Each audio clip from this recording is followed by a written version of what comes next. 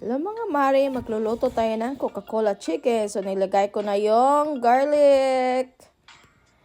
Garlic tayo. Tapos, maglagay na din tayo ng onion.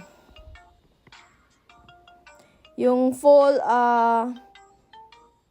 ingredients natin dito, recipe is in my YouTube channel. Amy's Home Living YouTube channel.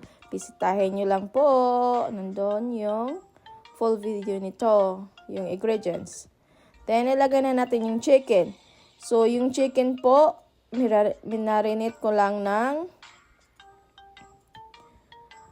soy sauce at saka black pepper.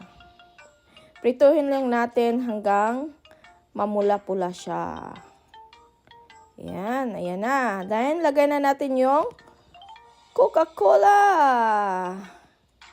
Yung half can lang siguro, okay na. Or full can yung ilagay natin. Yan lang po ang ingredients. Tapos, hintayin natin na mag-thicker yung sauce niya. Yung lumapot na siya.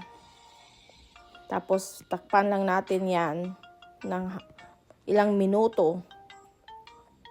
Tapos, ano na yan. Lalapot na yung yung sauce niya. Yan, lumapot na. Okay na, yummy!